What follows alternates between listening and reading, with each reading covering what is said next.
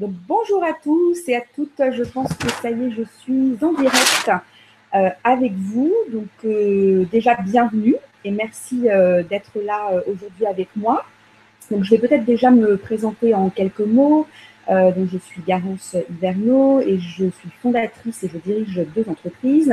Donc, la première, Happy Families, qui est un lieu multiservice pour parents. Donc, on a 450 mètres carrés au pied de Beaubourg. Et l'idée, c'est de venir donc, avec son enfant, le faire garder sur place. Et pendant ce temps-là, vous allez pouvoir déjeuner, faire un soin, faire un cours de yoga, faire un bilan de compétences. Bref, vous chouchoutez pendant que votre petit bout sera pris en charge sur place. Voilà, donc ça, c'est une entreprise que j'ai créée il y a 1 an et demi maintenant. Et donc, évidemment, vous êtes les bienvenus si vous êtes parisien ou si vous passez sur Paris occasionnellement. La deuxième entreprise, donc 5A Conseil, qui est un cabinet de conseil de gestion de carrière au féminin, donc que nous accompagnons majoritairement des femmes, à peu près 1000 femmes par an. J'ai une équipe de 20 consultants et nous avons 5 bureaux dans Paris. Et en 2016, si tout va bien, nous ouvrons plusieurs implantations en province. Voilà, je vois que vous commencez à interagir. Merci Sandra, Sophie, Kelly, Laetitia, Armel. Voilà, je suis ravie de vous avoir avec moi aujourd'hui. Donc, 5 conseils, je termine juste sur ça. Donc, on accompagne les femmes qui sont en transition professionnelle et qui souhaitent donc changer de métier, voire créer leur propre entreprise. L'idée, c'est vraiment d'aider ces femmes qui ont parfois des difficultés à se positionner soit dans l'entreprise, soit à envisager un nouvel avenir professionnel. On sait aujourd'hui que la carrière n'est plus une carrière linéaire. On a plusieurs employeurs, voire plusieurs projets, voire on intervient dans plusieurs secteurs d'activité. Et ces transitions, donc ces changements professionnels ne sont pas toujours simples à aborder quand on est seul dans son coin, parce qu'on peut être effectivement un petit peu perdu face à toutes les perspectives qui s'ouvrent à nous. Donc, c'est un petit peu l'origine, l'objectif de cette conférence en ligne, c'est de vous apporter quelques clés qui vont être au mieux pragmatiques pour pouvoir vous aider à envisager effectivement une reconversion professionnelle dans les meilleures conditions. Alors, dans quel cadre on envisage de se réorienter? La plupart du temps, c'est parce qu'on perd un petit peu le sens à ce qu'on fait. On n'est plus en phase avec les valeurs de son métier, de son entreprise ou de son job. Donc, il y a souvent parfois une prise de conscience comme ça dans sa vie où on se dit, voilà, je ne suis plus à la bonne place, mais je ne sais pas pour autant vers quoi me diriger. Donc, cette prise de conscience, elle est parfois brutale et parfois elle arrive au fur et à mesure de la vie. Mais en tout cas, c'est souvent une prise de conscience qui génère un bouleversement assez profond. Donc, ça peut être ça, et puis ça peut être aussi tout simplement parce qu'on a fait le tour de son job actuel, du secteur d'activité dans lequel on intervient, et on a envie un peu de faire autre chose, mais soit on ne sait pas du tout vers quoi aller, ou alors on a quelques pistes, mais on ne sait pas trop si ces pistes sont réalisables, et en particulier dans un contexte économique qui est quand même ultra tendu aujourd'hui. Voilà, donc se reconvertir, c'est effectivement généralement un changement de vie qui est relativement important au regard d'une vie. C'est pour ça que c'est vraiment important d'identifier comment on s'y prend, avec qui on s'y prend, quel est le délai qui va être réservé à ce changement professionnel. Donc là, je vais essayer de vous donner 7 pistes relativement concrètes pour vous aider à amorcer ce changement professionnel. Alors déjà, il faut savoir que quand on a envie de changer, souvent c'est lié à un ras-le-bol. On en a marre de son boulot, marre de son boss, marre de ne pas pouvoir articuler sa vie professionnelle et sa vie personnelle comme on l'entend. Donc il faut faire très attention à ne pas engranger ce changement de manière trop brutale. Parce que souvent, si on fait ça, on va dans le mur. Donc il vaut mieux prendre le temps de se poser, de réfléchir à ce projet de manière à le mettre en œuvre de manière la plus efficace possible. Alors, les 7 clés pour envisager ce changement professionnel, la première, c'est se faire accompagner. Comme je le disais tout à l'heure, un changement professionnel, une reconversion professionnelle, ça va modifier tout un tas de choses dans votre vie professionnelle, mais également personnelle. Donc, se faire accompagner, c'est vraiment vous donner un maximum de sécurité pour que ce projet se déroule le mieux possible pour vous. Alors, aujourd'hui, il y a tout un tas d'outils pour se faire accompagner. Vous pouvez alors faire un bilan de compétences. Pour le coup, je connais bien cette partie puisque c'est ce que nous, on propose au travers de mon cabinet. Il faut savoir que le bilan de compétences, c'est un outil qui est totalement gratuit, qui est pris en charge à 100%. Donc, c'est voilà, quelque chose que vous ne payez pas et qui peut être fait en dehors de l'accord de votre employeur. Donc, vous n'êtes pas obligé de nécessiter l'accord de votre entreprise pour pouvoir faire cette démarche-là. Donc, il n'y a pas de grande raison de se priver de ce dispositif qui est gratuit aujourd'hui et totalement confidentiel vis-à-vis de votre entreprise. Donc, le bilan, en gros, pour faire court, c'est 24 heures d'accompagnement qui va se dérouler sur 2 à 3 mois, avec évidemment un consultant dédié. Et le but, c'est vraiment de faire le point sur votre projet professionnel ou d'identifier un si vous n'en avez pas encore, de manière à le rendre vraiment le plus réaliste. C'est un peu comme, je prends souvent l'exemple de l'arbre. L'arbre, il a des racines évidemment implantées dans le sol et il a ses feuilles qui flirtent avec les étoiles. Donc, le bilan de compétences, ça va être ça. Ça va être de travailler un projet qui va être donc réaliste, donc en accord avec la réalité professionnelle et le marché, et bien entendu en accord avec vos aspirations, votre motivation. En gros, qu'est-ce qui vous donne envie de vous lever le matin? Voilà. Et sans ces deux pôles-là, malheureusement, le projet ne va pas aboutir. S'il n'est pas connecté à la réalité et connecté à vos envies et vos aspirations, on sait que le projet ne va pas fonctionner de manière pérenne. Voilà. Donc, le bilan, on travaille bien sûr sur vos aspirations, vos valeurs, vos motivations. Qu'est-ce qui vous anime? Qu'est-ce qui vous donne envie de vous lever le matin? Mais on travaille aussi sur la réalité du projet, puisque le but, c'est que ce projet soit vraiment réaliste dans un contexte économique voilà, que vous connaissez aussi bien que moi, qui n'est pas toujours très simple. Donc, le premier point pour réussir sa reconversion, c'est d'abord et avant tout de se faire accompagner. Nous, on le voit bien, hein, les femmes qu'on accompagne, donc déjà, elles sont à 98% satisfaites de cet accompagnement et vraiment, elles ont une reconversion qui est réussie puisqu'on les revoit 6 mois après l'accompagnement. Donc, on voit très concrètement les résultats liés au bilan de compétences. Le deuxième point, la deuxième clé que je vais vous donner, c'est de confronter votre projet avec votre entourage. C'est très important pour que votre reconversion professionnelle réussisse, que vous ayez l'avis de votre conjoint, votre mari, vos enfants, vos amis, en tout cas tout votre environnement familial, social autour de vous, parce qu'ils vont parfois vous renvoyer des choses auxquelles vous n'auriez pas forcément pensé et qui vont alimenter et nourrir votre réflexion professionnelle. Donc, c'est vraiment fondamental pour la réussite de votre conversion de bien solliciter vos amis, votre mari, votre conjoint, votre femme, votre épouse, bref, tout votre environnement familial et social sur ce projet-là. Alors, évidemment, vous allez parfois avoir des avis qui ne vont pas toujours vous faire plaisir ou qui vont être contradictoires avec peut-être les idées ou le projet que vous auriez en tête. Mais ce n'est pas grave. L'idée, c'est d'engranger un maximum d'informations et ensuite, éventuellement, par exemple avec votre consultant de bilan, de faire le tri. Il ne faut pas oublier qu'une reconversion professionnelle réussie, c'est de hiérarchiser vos envies. C'est comme quand on loue ou qu'on achète un appartement, on voudrait toutes, alors soit un appartement à Paris, pas très cher, dernier étage, une terrasse, avec une vue magnifique, ou alors une très jolie maison de campagne avec un jardin accessible, etc. On sait bien que tous les critères ne sont évidemment pas possibles en même temps. Donc, vous allez apprendre à hiérarchiser qu'est-ce qui est vraiment fondamental pour vous. C'est exactement pareil pour un job.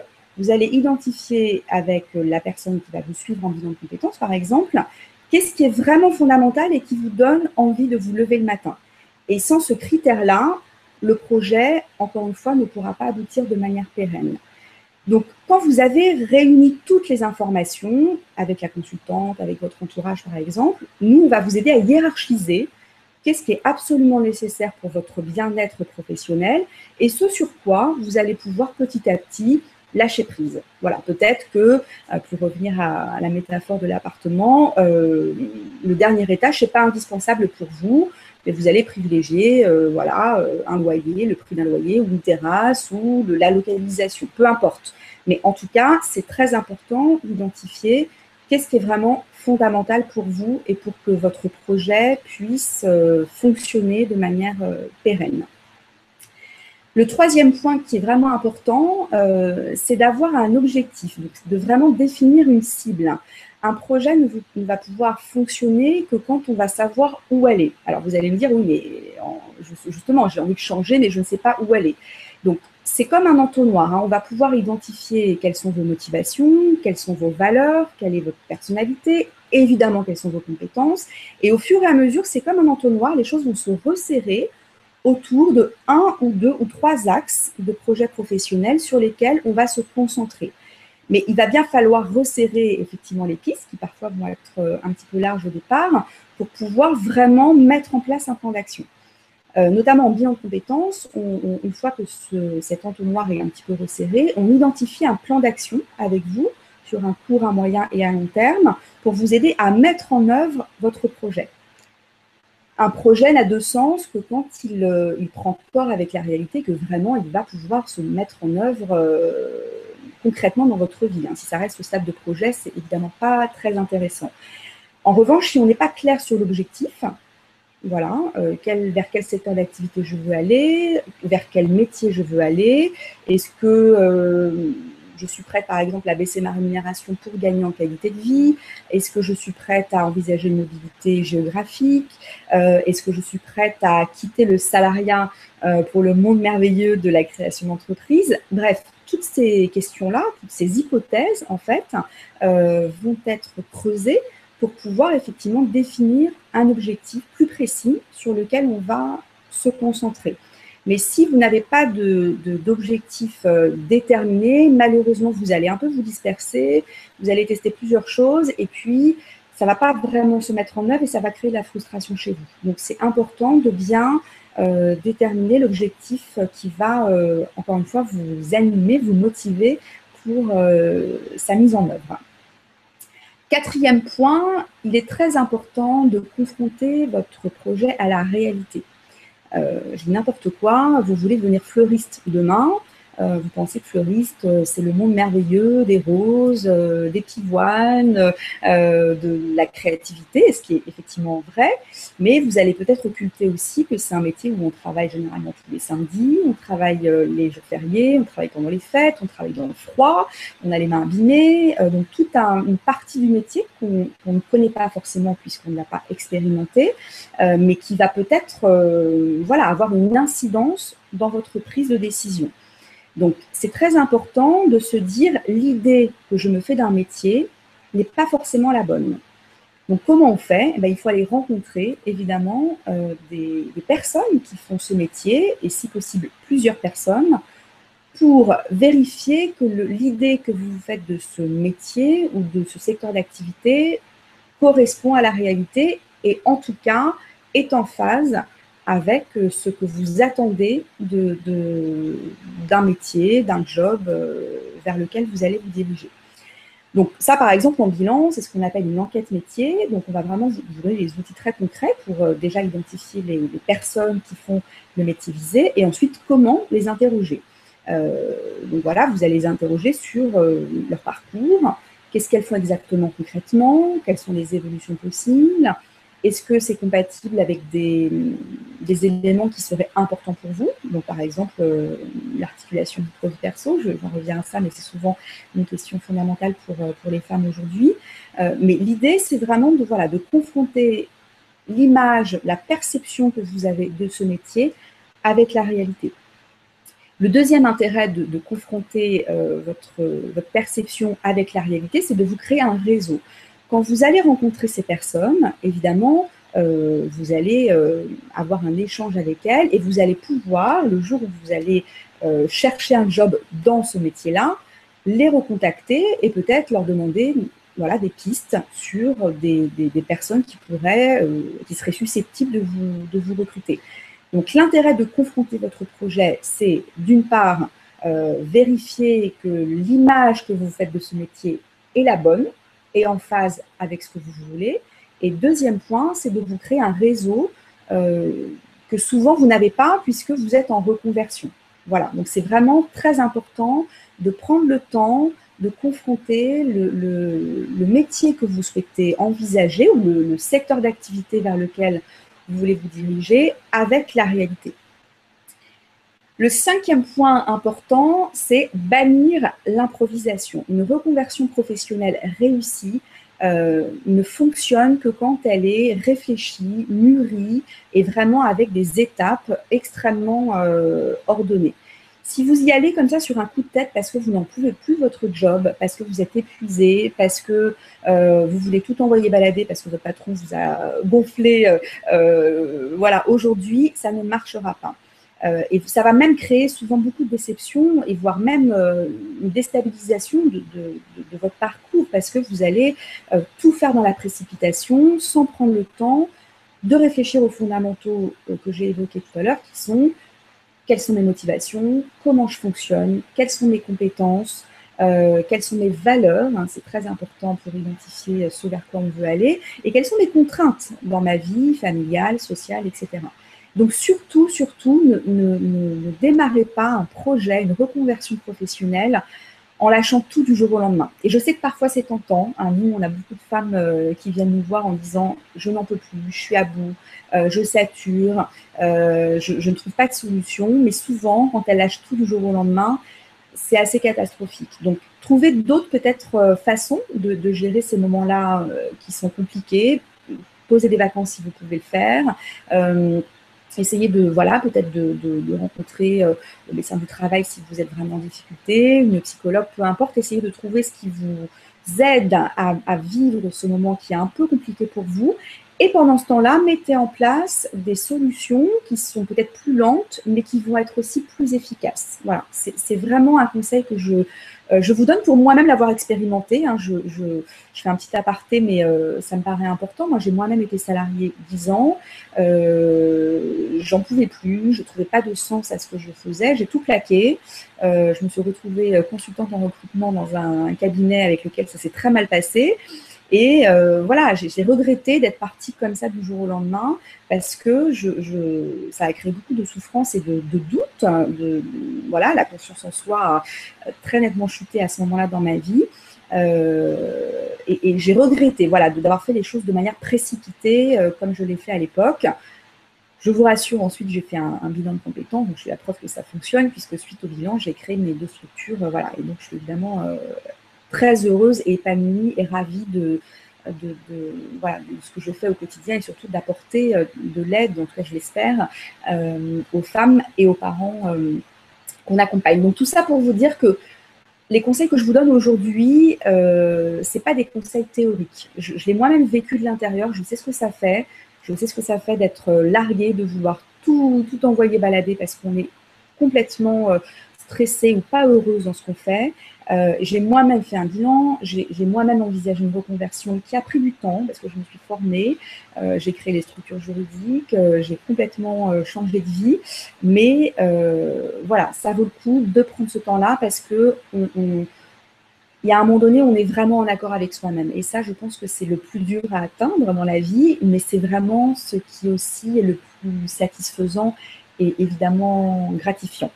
Voilà, pardon pour la petite aparté, mais ça me paraissait nécessaire. Donc, je rebondis sur le 6e point qui est complètement en lien avec ce que je disais. Il faut apprendre, dans la mesure du possible, à être patient. Une reconversion, ça se construit brique après brique, hein, c'est comme une maison. Il faut vraiment mettre en place les fondations et petit à petit, les choses se construisent, prennent corps dans la réalité et au bout d'un moment, on commence à voir le toit de la maison et à voir le ciel et les étoiles et on se dit, ça valait le coup, voilà, de prendre ce temps-là, de ne pas faire n'importe quoi, encore une fois, et de vraiment mettre les choses en place les unes après les autres. Donc la patience, c'est une clé importante de la réussite de votre reconversion professionnelle. Et enfin, le dernier point, c'est évidemment d'oser. Une reconversion professionnelle, c'est anxiogène, on ne sait pas où on va, on sait que le contexte économique est quand même particulièrement tendu. Donc, on se dit, est-ce que c'est vraiment le moment de quitter mon boulot? Est-ce que c'est vraiment le moment de créer une entreprise? Donc, tout ça, c'est effectivement très angoissant. Mais vraiment, je pense que dans la vie, il faut aussi prendre des risques. Alors, les risques sont toujours, en tout cas, il faut essayer de les prendre de manière mesurée et calculée. Et donc, bien entendu, mettre en place des garde-fous. Donc, encore une fois, vous faire accompagner, solliciter vos proches, prendre le temps de construire tout ça. Mais une fois que vous êtes au clair sur ces points-là, je pense que vraiment, la prise de risque peut se faire de manière beaucoup plus sereine. Et je vous assure que moi-même, pour l'avoir expérimenté, la prise de risque, c'est vraiment aussi se laisser une chance pour être heureux dans la vie. Donc, voilà, je pense que ça vaut le coup de tenter. Rien n'est irréversible, on peut toujours revenir en arrière. Mais en tout cas, il faut y aller. C'est-à-dire qu'à un moment donné, personne ne fera ce changement à votre place. Il n'y a que vous qui allez pouvoir se dire je ne suis pas bien dans ce que je fais, ou je m'ennuie, ou ça n'a plus de sens, ou c'est plus en accord avec ma vie familiale. Peu importe la raison profonde, mais il n'y a que vous qui allez pouvoir se dire que c'est le moment d'y aller. Voilà. Donc, je peux que vous inciter à le faire parce que, encore une fois, pour moi-même l'avoir vécu et pour pouvoir voir plus de 1000 femmes par an qu'on accompagne passer le cap, on voit bien qu'au final, le risque n'est pas si grand que ça et que par contre, la satisfaction d'y être arrivé, le bonheur de se sentir à sa place, en accord avec ses valeurs, en accord avec tout un tas de choses qui sont importantes pour nous, évidemment, ça n'a pas de prix. Donc, osez, faites-le. Moi, je suis sûre que vous toutes et tous qui m'écoutez peut-être aujourd'hui, vous avez les capacités et les ressources à le faire. Ne le faites pas évidemment n'importe comment, hein, mais je pense qu'en France, on a quand même cette chance-là d'avoir des outils assez formidables que parfois on n'utilise pas assez. Donc, utilisez-les, prenez-les, appropriez-vous votre décision et mettez les choses en place de manière sécurisée pour que cette prise de risque soit la plus sereine, constructive et voilà, vous amène vers un horizon et des perspectives voilà, qui vous feront, je l'espère et je vous le souhaite en tout cas, vibrer. Voilà, alors je vois qu'il y a pas mal de petites questions qui commencent à arriver. J'espère que je vous ai donné des outils assez concrets. Je vais essayer de répondre aux questions qui arrivent au fur et à mesure. N'hésitez pas à me demander des choses si vous souhaitez rebondir à la petite intervention que je viens de faire et j'y répondrai évidemment avec plaisir. Alors, je vois Sophie qui me dit « Comment creuse-t-on les pistes pour clarifier son objectif? Faut-il un travail préalable personnel avant de venir vous voir? Et comment commencer un bilan de compétences ?» Alors, il ne faut pas forcément de travail préalable pour démarrer un bilan. Nous, on a à peu près 80% des personnes qui viennent nous voir en nous disant « Je ne sais pas quoi faire. Voilà, je sais que je veux changer, mais je ne sais pas du tout voilà, quel secteur, quel métier pourrait m'intéresser. » Donc, évidemment, on a des outils pour ça, hein, pour vous aider à faire un peu le ménage dans toutes les possibilités qui vont s'offrir à vous. Mais vous n'avez pas l'obligation d'avoir fait un travail personnel avant. Par contre, et là j'insiste là-dessus, il ne faut pas que vous soyez en souffrance personnelle ou professionnelle. Si vous êtes vraiment dans une situation de burn-out, par exemple, etc., je vous invite à vous faire accompagner d'abord par un psychologue ou une psychologue et ensuite, quand vous êtes sorti d'une période voilà, un peu tendue pour vous, à venir nous voir. Mais on ne peut pas travailler sur un bilan dans lequel vous allez vous projeter si vous êtes en grande souffrance. Voilà, c'est la seule recommandation que je peux vous faire par rapport à ça. Alors, j'ai une question d'Armel qui me demande « Où fait-on un bilan de compétences ?»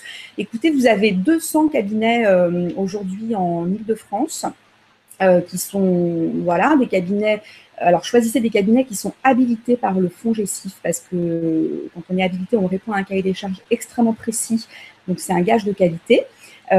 Après, ce qui va vraiment favoriser la réussite de votre reconversion, c'est d'avoir évidemment un bon feeling avec votre consultant. Donc, il faut absolument rencontrer la personne qui va vous accompagner pour voir si vous êtes à l'aise avec cette personne, dans la mesure où c'est quand même un travail voilà, qui se déroule sur 2 ou 3 mois et un travail qui est relativement intime hein, quand même. Donc, il faut vraiment que vous vous sentiez bien avec cette personne et vous pouvez tout à fait en rencontrer 2 ou 3 avant de vous décider, en sachant que les premiers rendez-vous sont des rendez-vous gratuits, donc ça ne vous engage évidemment à rien. Deuxième recommandation par rapport à ça, ça n'est qu'un avis personnel, mais je pense que c'est quand même important. À mon sens, il faut que votre consultant, votre consultante ait une expérience en entreprise. Il faut qu'elle ait au moins 10-15 ans d'expérience en entreprise. Pourquoi? Parce que ça me paraît quand même nécessaire qu'elle connaisse le marché du travail, qu'elle sache comment ça se passe voilà, dans la réalité telle qu'elle est aujourd'hui, comment ça se passe dans les entreprises, pour pouvoir évidemment mieux vous éclairer et vous guider. Deuxième point, c'est important qu'elle soit formée spécifiquement au bilan de compétences. C'est vraiment fondamental. Donc, demandez bien au consultant que vous allez rencontrer, est-ce que vous avez une formation spécifique au bilan de compétences? Donc, 2 points à vérifier. Est-ce qu'elle a une expérience en entreprise? Et deuxième point, est-ce qu'elle a une expérience en bilan de compétences? Et puis après, comme je vous disais, bien évidemment, c'est le feeling qui va voilà, vous décider à faire cet accompagnement avec elle. Alors, j'ai Armel qui me demande comment ça se passe pour la province. Alors, pour ma part, je ne suis pas encore implantée en province, ça devrait arriver en 2016, mais en tout cas, ce n'est pas le cas aujourd'hui. Donc, vous avez tout un tas d'acteurs sur le marché aujourd'hui qui existent, y compris en province. Donc, je vous recommande d'appeler les FONGECIF, qui sont donc les organismes qui vont financer votre bilan de compétences, et leur demander les centres qui sont référencés chez eux. Vous en avez un par région. Donc, je suis sûre que vous allez trouver votre donneur un peu partout en France. Une autre question de Karine qui me demande le bilan de compétences gratuit aussi pour les professions libérales. Alors, tout dépend de quelle profession libérale, Karine. Vous pouvez contacter le FIFPL, qui est l'équivalent du FONGECIF et qui finance les professions libérales. Donc, c'est à hauteur de 1 500 €. Donc, il faut que vous trouviez un centre de bilan qui accepte de faire ce tarif-là, qui est un tarif un peu bas. Nous, en tout cas, on accepte, mais ce n'est pas le cas de tout le monde.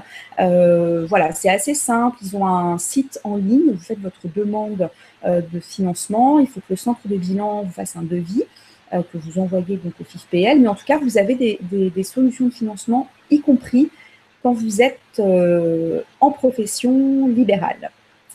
Voilà, je n'ai pas d'autres questions. Je ne sais pas si vous en avez d'autres sur ce que je vous ai dit, ou sur le bilan, ou sur d'autres questions d'ordre voilà, au sujet de la carrière professionnelle. Je suis bien sûr à votre disposition.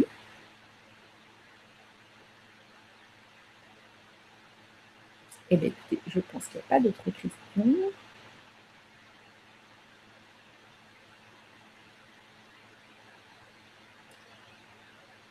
Alors, Barbara qui intervient, qui demande, voilà, est-ce qu'il y a d'autres questions?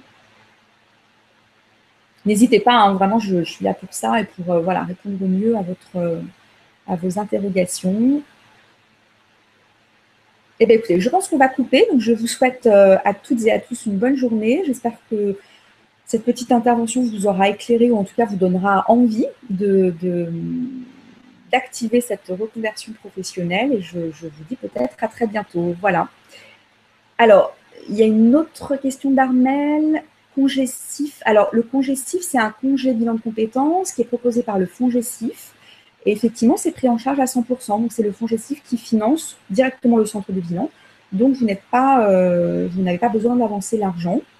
Et l'intérêt du congé-CIF pour le bilan, c'est que vous pouvez, ça augmente vos chances d'être prise en charge après si vous souhaitez faire une formation. Voilà, si vous envisagez de faire une formation suite à votre bilan de compétences, vous aurez plus de chances d'avoir le financement si vous faites un bilan en amont, puisque le FONGECIF va estimer que votre projet sera beaucoup plus travaillé et validé par un consultant externe. Sophie, merci beaucoup Garance et bravo pour Happy Families. Merci Sophie, c'est gentil à vous. J'espère que vous avez eu l'occasion de venir nous voir. Et Sandra, merci aussi pour Happy Families. Écoutez, vous êtes fan, et moi je suis fan de vous, qui je sais que vous nous soutenez beaucoup et ça fait chaud au cœur sur un projet aussi voilà, pharaonique tel qu'Happy Families. Mais c'est vraiment voilà, très gentil à vous de nous soutenir et on espère vous voir encore plus nombreux. Voilà, chez Happy Families, ou 5 à conseil, peu importe.